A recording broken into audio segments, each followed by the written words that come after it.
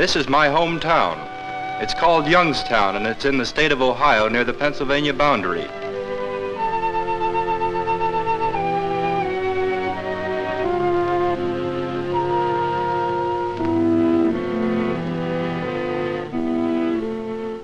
In Youngstown, we make steel.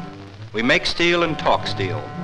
I guess it's the same in Sheffield, England, or that place the Russians built in the Urals, Magnitogorsk. I'd like to tell you something about how we make steel here, and while I'm at it, introduce you to some friends of mine who work in the mills.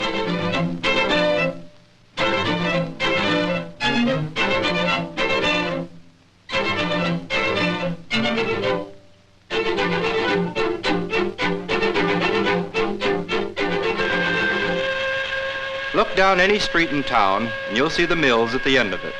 There are 25 miles of them along the Mahoning River, and today they're busy day and night. Every 8 hours, the shifts change. 15,000 men to the shift.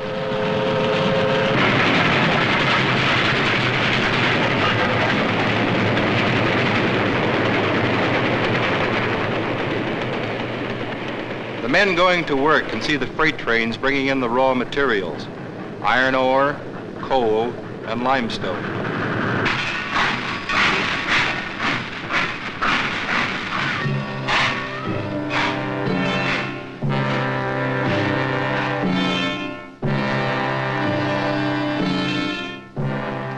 This is the ore. It looks like dirt, but in a few weeks it'll become part of a ship, a tank, or a gun. And in peacetime, an office building, a bridge, or a dam structure.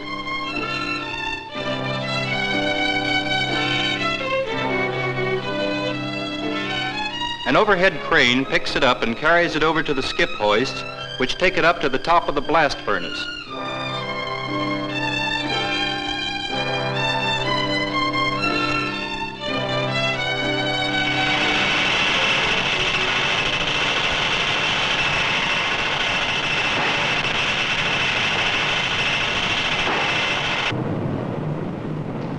In the blast furnace, the boys smelt the ore into iron, the first step in making steel. The molten iron comes out at 3,300 degrees.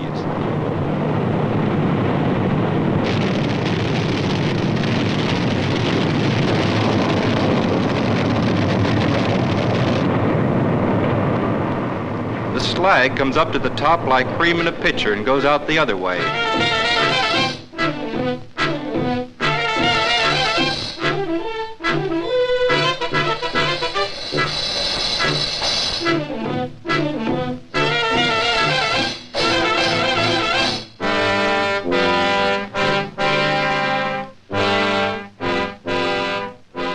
That's Johnny Chonko on the snort valve controlling the blast. When things get too hot, he's got to think quick and move quicker.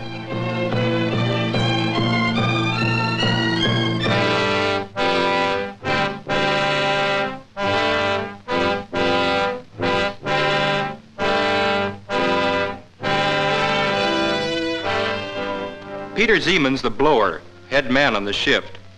He tells them when it's time to stop the flow. And this is Frank Mele, a friend of mine.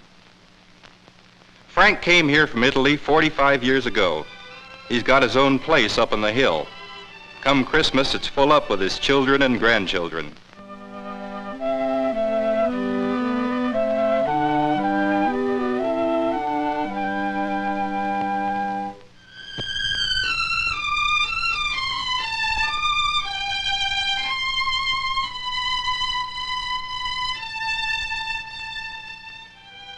Frank doesn't talk much, but I know how he feels about his home, his kids, and the satisfaction he gets knowing they'll grow up with the same chance as the kids next door, or any other kids in the country.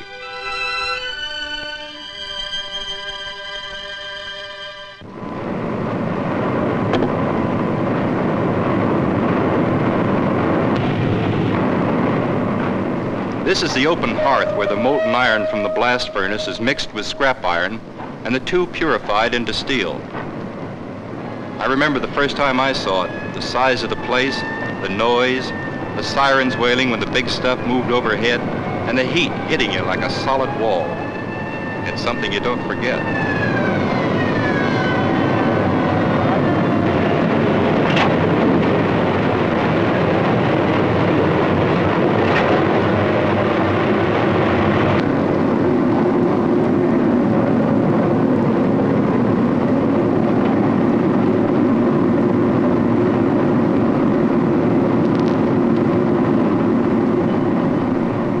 boys are slagging, lining a furnace with dolomite. This protects the wall of the furnace against the extreme temperature.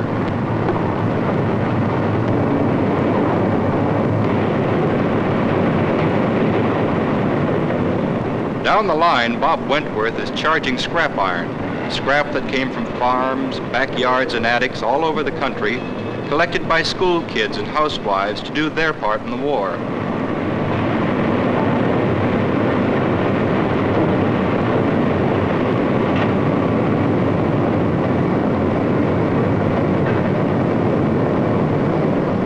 Next door, Tommy Hughes is giving one of the furnaces a drink of hot iron from the 35-ton ladle.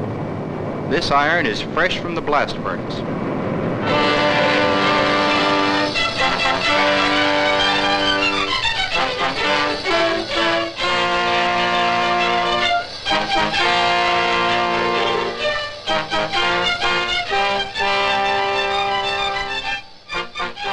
These are the foremen, Bill Riley and John Strauss. John came here from Croatia. He's got 2 sons. The older's a captain in the Army. The younger, Ed, is still in high school. He's a substitute on the football team. Next year, when he gets a little more beef on him, he'll be a regular.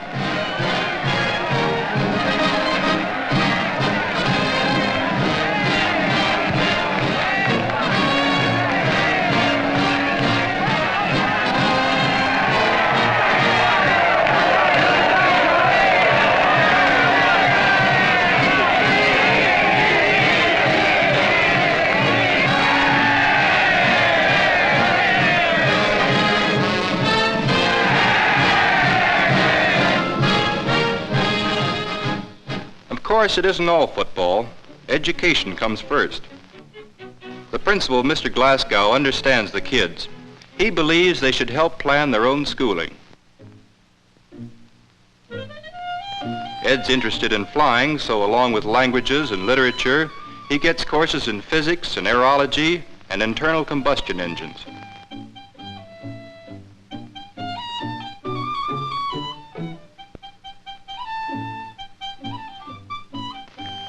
It means a lot to have free education like this for your kids. If you listen in on these youngsters, of course you'll hear them talk about football and dances and things of that sort, but you'll hear other things too. Talk about what kind of a world this can be after the war. Things maybe their parents didn't talk about enough. They know what's going on, these kids, and that's all to the good.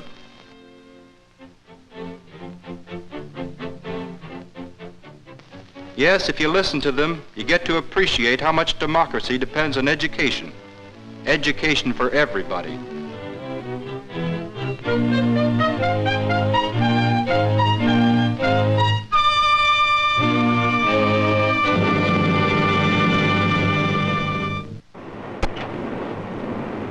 In the open hearth, the steel's nearly finished.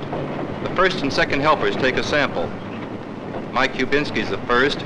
Earl Strong is his assistant.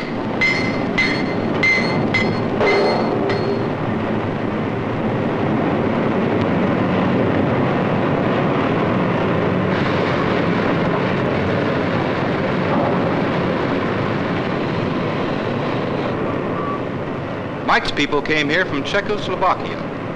Earl's ancestors came from England in the 17th century, when there wasn't much to America but a few colonial villages along the coast. By inspecting samples of the molten steel, the boys can tell exactly when the furnace should be tapped. Earl's a musician. He plays bull fiddle with the Youngstown Symphony Orchestra. No professionals here. They're all steel workers and their wives and daughters.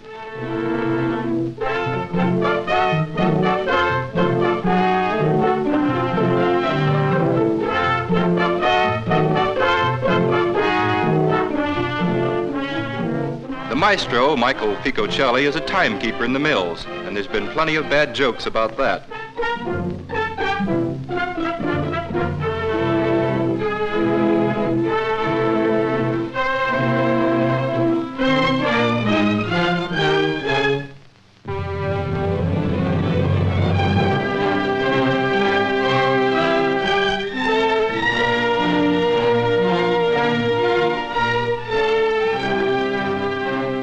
They're rehearsing a piece by Gerald Meyrovich, a Youngstown boy who's in the Navy now.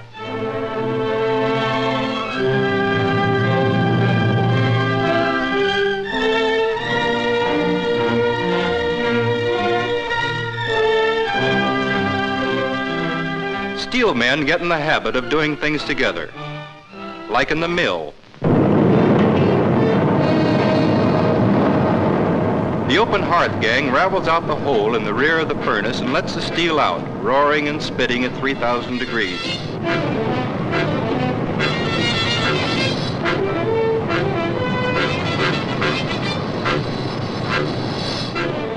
The pit gang dumps in alloys to give it the special qualities they want in this batch.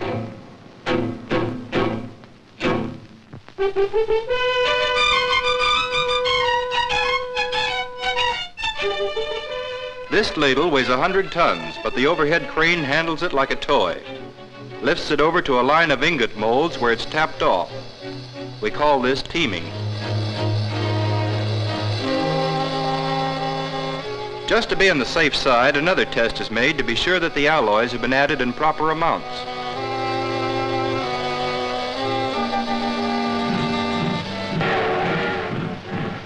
The ingots are carried over to the blooming mill where they get their first shaping.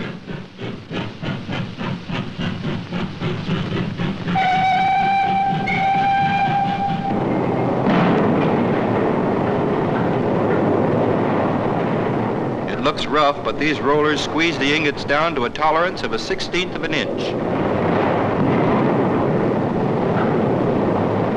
George Bannon and Clarence Kinney control the operation from the pulpit. They've been doing this together for so long, they work like one man with 4 hands.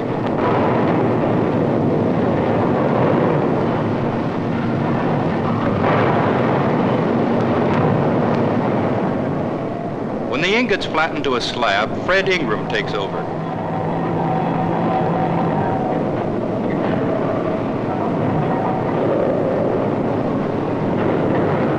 He cuts a slab with hydraulic shears under many tons of pressure.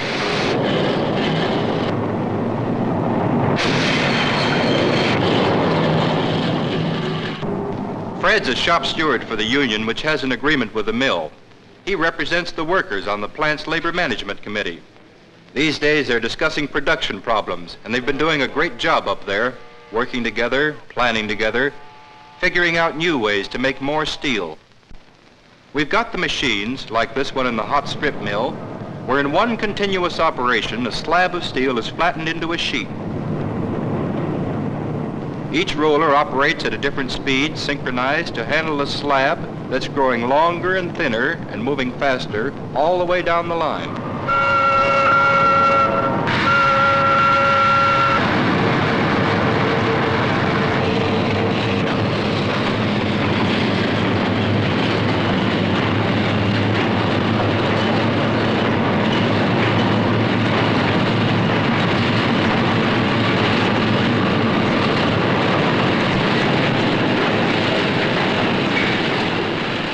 This is it, steel. Only a few hours ago it was iron ore. Now it's finished and on its way to become a part of the new world it's building. We've proved we can lick production problems.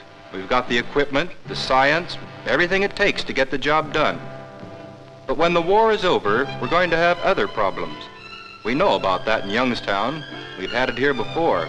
There were times when there was no smoke in the sky. The mills were quiet. The street full of men, angry, questioning, wondering. We're beginning to understand that these things don't just happen in one place, they happen everywhere. We're thinking that all this production all over the world that's doing such a job in a war can do a job in peace too, if we can just learn to work together. And I guess we're beginning to learn.